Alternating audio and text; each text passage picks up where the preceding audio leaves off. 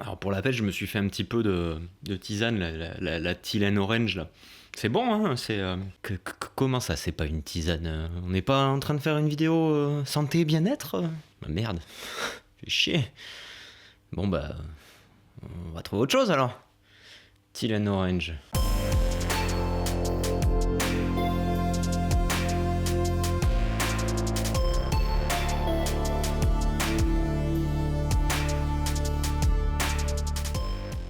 Vous êtes débutant, vous vous intéressez à l'étalonnage, vous avez peut-être vu sur Instagram un hashtag Tylène Orange. Aujourd'hui, avec mon pote François de la chaîne Explique-moi encore, on va vous expliquer d'où ça vient, qu'est-ce que c'est et surtout comment l'obtenir. Avant tout, ce qu'il faut comprendre, c'est que le Tylène Orange est une composition ou un look qui se traduit par des tons orange dans les lumières moyennes ou les lumières hautes et qui va tout simplement se traduire par du bleu ou du cyan dans les basses lumières. Mais ça, François va vous expliquer un petit peu plus tard. Pour bien comprendre comment le look est arrivé au cinéma, il faut savoir comment on étalonnait avant l'ère du numérique. Auparavant, le look d'un film se faisait toujours sur le choix de la pellicule. Chacune avait des spécificités différentes et encore aujourd'hui, nous essayons de les imiter. Mais à cette époque, il était seulement possible de glisser une goutte de bleu, une goutte de rouge ou une goutte de vert dans le tirage. Ce qui avait bien sûr pour incidence de colorier toute l'image. Bien entendu, la saturation, le contraste et les niveaux de luminance ne pouvaient pas être réglés comme on le fait aujourd'hui. Mais un beau jour arriva l'ère du numérique, la fin de la pellicule, et on pouvait enfin faire des étalonnages précis où on pouvait retoucher une seule petite partie, le moindre détail d'une image, de manière très simple. Fin de la pellicule et donc fin des choix de look sur celle-ci. C'est réellement vers les années 2000 qu'on va commencer à observer des looks Tylène Orange au cinéma. Alors il y en avait déjà bien sûr avant, mais les premiers vrais gros looks Tylène Orange, c'est à partir des années 2000. Depuis cet événement, quasiment tous les films que vous allez voir au cinéma sont en Tylène Orange. Particulièrement bien sûr les blockbusters. Avec énormément bien sûr de variantes et de différences entre les films, mais toujours sur cette bonne vieille base. D'ailleurs je vous laisse une photo de ce HUE qui est tout simplement la représentation du taux de Tylène Orange, enfin du taux des couleurs dans les trailers de films, et on peut voir que tous les trailers en fait sont en Tylène Orange, c'est assez fou. Mais du coup, est-ce que le Tylène Orange c'est une mode? Alors le Tylène Orange, c'est joli, c'est plaisant à l'œil, mais comme l'a dit Adelin, c'est pas vraiment un truc hyper récent. Et donc par conséquent, on peut pas dire que ce soit un effet de mode non plus, et c'est pour ça il y a plusieurs raisons. La première, c'est sur des valeurs scientifiques. Si on regarde un disque chromatique, on se rend compte que il y a des couleurs qui sont opposées. On dit qu'elles sont complémentaires. Et pour une couleur chaude d'un côté, à l'opposé, on a une couleur froide. Et si on regarde en face du orange, on se retrouve avec le bleu ciel, le fameux teal. Et donc le Tylène Orange, ça ne fait qu'exploiter cette complémentarité pour créer un contraste supplémentaire. Mais contraste entre quoi et quoi, ça nous amène au second point. Pourquoi orange et bleu par exemple? Pourquoi pas rouge et vert? Eh bien tout simplement parce que le orange c'est la teinte, la couleur de la peau. Et n'en déplaise à certains, en fait on a tous la même couleur de peau, elle est juste plus claire ou plus foncée, c'est scientifique. Voilà. On va donc avoir un contraste entre la teinte de peau d'une personne et tous les autres éléments qui composent l'image. Et ce travail de colorimétrie va avoir aussi pour incidence de rendre la peau un petit peu plus uniforme, plus lisse, plus belle, bref, notre sujet il va être un petit peu plus sexy quoi. Et puis bien sûr, le bleu n'étant pas présent sur la peau, à moins que vous soyez un schtroumpf, mais là on peut rien pour vous. On s'en sert aussi pour créer des fonds bleus, il n'y a pas que les fonds verts, les fonds bleus au cinéma, pour pouvoir incruster derrière un personnage des effets, des décors, etc. etc. Depuis l'apparition du loot sur internet, qui provient sûrement des filmmakers indépendants initialement, on peut observer une tendance autour de celle-ci, et particulièrement sur Instagram et YouTube. Le look dérive, parfois positivement, et parfois de manière très négative. Certains profitent de l'idée pour des recherches créatives qui permettent de renouveler le genre, quand d'autres l'utilisent pour gommer des défauts de fabrication avancés. Là encore, il n'y a pas de secret. Je ne donnerai pas d'exemple ici, mais l'étalonnage est tout autant un art qu'une science. Il est donc très difficile de critiquer un travail. Néanmoins, il faut apprendre à réinventer style et pas se reposer sur ses acquis. Je pense que les influenceurs sont une grande part du déclin du look Tylène Orange sur les réseaux, tant certains en ont abusé et surabusé. Et derrière tout ça, en plus, il y a quelque chose d'assez sombre. Il y a un commerce de présettes et de lutte qui est parfois très grave, comme quand les créateurs par exemple se volent leur création. Mais ça, on en parlera dans une autre vidéo car je m'égare du sujet. Bon, comment on le crée ce look Tylène Orange? Alors il faut savoir qu'il n'y a pas forcément besoin de post-production pour créer un effet de Tylène Orange. Genre derrière moi, si c'est pas hyper obvious, le Tylène Orange, pas ce qu'il vous faut. Voilà, je sais pas. On va donc pouvoir utiliser des lumières avec la possibilité de changer de couleur ou alors mettre des filtres dessus pour créer un petit contraste. Mais on peut aussi parfois l'observer dans la nature, tout simplement sur un coucher de soleil, comme sur cette image par exemple. Mais en post-prod, mon cher Adelin, tu vas nous expliquer qu'on peut quand même faire beaucoup de choses, et que c'est cool. Merci François. Pour étalonner du Teal Orange, il existe des centaines de techniques. Ici, moi, je vais vous passer en revue les techniques que j'utilise qui sont des techniques très très simples, mais chaque étalonneur aura des techniques différentes et on peut obtenir un Teal Orange de 1001 façons à l'étalonnage. Et elles sont toutes un peu tricky. Vous allez voir, j'espère que ça va vous plaire.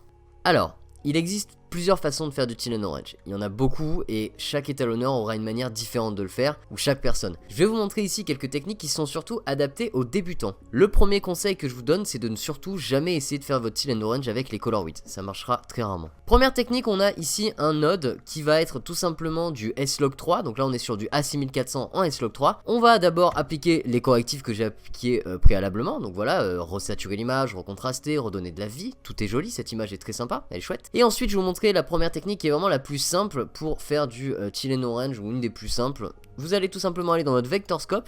Ici, vous allez cliquer sur ce réglage et vous allez cliquer sur Show Skin Tone Indicator. Et là, vous avez une barre qui apparaît. Donc ça, c'est le skin tone. Et en fait, vous allez tout simplement faire vriller le HUE. Donc, on va cliquer sur HUE ici. On va rester appuyé et on va scroller en montant. Et vous voyez que là, les couleurs changent. Vous voyez, là, c'est magenta vert, complètement vert, etc., etc. Et là, on peut faire le tour du HUE, vous voyez.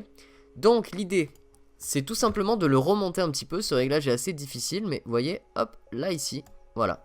On a un Teal Orange. Alors ici, c'est un Teal Orange glacé. C'est un Teal Orange qui va se rapprocher de quelque chose de cinématographique. Mais vous allez voir qu'on va pouvoir faire d'autres trucs. Mais du coup, vous voyez, on a quand même vraiment cette sensation du Teal Orange par rapport à avant. Deuxième technique, ici, j'ai appliqué Animalute. Donc là, vous voyez un Teal Orange pur, brut. Donc vous voyez, par exemple, celui qu'on vient de faire avant est Animalute. Donc là, ici, c'est une lutte qui a demandé beaucoup de techniques. On voit ici sur le vecteur que c'est très différent, mais là on est vraiment sur une image radicalement différente. Pareil, on va pouvoir appliquer une autre lutte, donc ici c'est une lutte qui va être très orangée. Et troisième technique, vous allez voir, c'est ma technique préférée pour les débutants. Je la trouve vraiment très efficace. Il va falloir tout simplement faire comme au début, on va resaturer, on va redonner de la vie à l'image. Ensuite on va créer un nouveau node. Pour ce node là, on va ensuite aller dans le HUE vs HUE. On va venir sélectionner ici le bleu, tout simplement. Là, au niveau de notre bleu, on va monter et vous allez voir que sur l'image, voilà, vous voyez, jusqu'à ce que ce soit teal. Donc là, c'est teal, tac, voilà. Là, le bleu est devenu teal, hein. Vous voyez, avant, après, vous voyez notre balance sur le vector scope ici. Voilà, c'est top. Et ensuite, une fois que le rendu est assez satisfaisant, donc plus on va monter, plus ça va devenir vert, hein. Une fois que notre rendu est satisfaisant, on va aller dans HUE vs SAT. Et là, on va saturer tout simplement le orange et le bleu. Donc là, l'idée, c'est d'aller saturer ici. Là, vous voyez, les peaux se saturent, ok? Comme vous pouvez le voir, ça se sature vraiment. Vous voyez, le rouge et les peaux se saturent. Donc là, ici, moi, je vais dire que ça me suffit. Et on va saturer tout simplement le bleu. Voilà. Et là, on a une autre façon de faire du Teal Orange très rapidement. Donc, avant, après. Avant, après. Je vous rajoute une petite technique, cette fois-ci je vous montre avec du XT3. Donc là on est sur le log du Fujifilm XT3, c'est assez joli, c'est sympa. On va donc, comme je l'ai expliqué, recontraster, resaturer, tac, et c'est fait. Et ensuite voici le résultat que j'ai obtenu en faisant mon Orange and Teal avec le HUE, comme je vous ai montré juste avant. Vous voyez, avant et après, ça n'a radicalement rien à voir.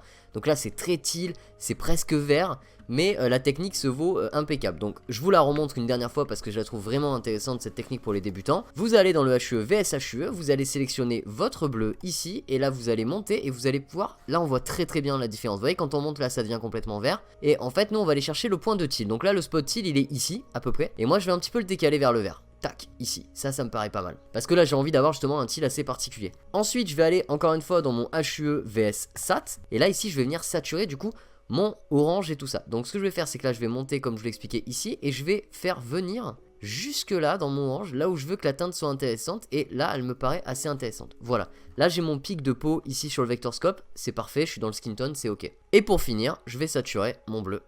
Et là vous voyez du coup, avant, après, on a un pur Teal Orange. Si on appliquait ce grade là à n'importe quel rush, ça donnerait le même résultat. Néanmoins, malgré tout ça, je tenais à vous dire qu'il faut toujours essayer d'étalonner en log. En tout cas, surtout si votre caméra permet de le faire. Vous aurez plus de place pour colorier et tout simplement votre résultat sera meilleur, plus dynamique, plus cinéma. Surtout si vous voulez faire du Teal Orange avec. Mais au-delà du Teal Orange, je voulais vous parler de l'acceptation d'un look. Contrairement au web ou à des projets clients, au cinéma, on peut à peu près tout se permettre. Sans être jugé par qui que ce soit, à partir du moment où le look sert notre propos. C'est bien là que réside la fracture visible du Teal Orange. Par exemple, dans Matrix, l'étalonnage est très vert. Dans Sin City, on est carrément sur du noir et blanc et de temps en temps, il y a des rouges ultra saturés, par exemple. Ou bien encore, dans Pearl Harbor, les peaux sont hyper oranges, voire jaunes. Ce que je veux dire par là, et ce qu'il faut retenir, c'est que le but de tous ces films ne sont pas de respecter les teintes de peau. Le but n'est à aucun moment de rester naturel, d'obtenir un rendu réel. C'est ça aussi qui définit ce qu'est le cinéma, en termes d'image en tout cas. L'exercice est bien plus créatif et d'ailleurs il n'est pas rare du tout de voir au cinéma des peaux totalement teintées bleues, totalement teintées magenta ou même des peaux vertes. Or sur internet toutes ces choses ne sont pas vraiment open. La preuve de ça c'est que bien souvent les gens sont choqués de voir des peaux orangées, ou trop orangées. Et certains vont même très loin, il y a des gens qui voient du orange partout. Certaines personnes refusent les tons non naturels. C'est d'ailleurs d'après moi à cause de ça que beaucoup de gens considèrent encore Canon comme bon dans les teintes de peau, car ils sont naturels. Mais justement, c'est leur plus gros défaut à mes yeux, ils sont trop éloignés du cinéma et ils sont trop proches de la réalité. Ils sont trop réels en fait. Donc là-dessus c'est pareil, la color science ne se discute pas en naturel, elle ne se discute pas forcément en réalisme. Pas du tout. Et pour vous donner un exemple de la tolérance colorimétrique de chacun, voici une petite technique. Là par exemple, je suis colorié, je suis lutté de manière classique. Maintenant, je suis en log, et maintenant, je suis en teal and orange très fort, très orange.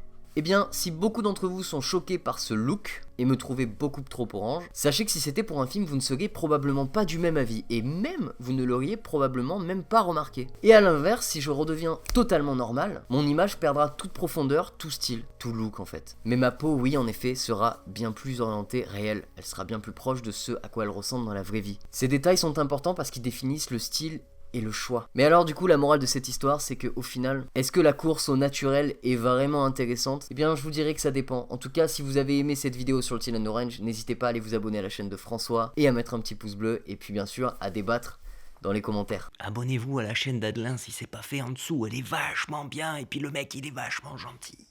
Il est cool, il dit pas de conneries. Lui, il faut s'abonner, il faut, voilà, et mettre un pouce, et commenter, et partager. Puis tu peux venir sur ma chaîne aussi. Elle est sympa aussi, je dis pas trop de conneries. J'espère. Voilà.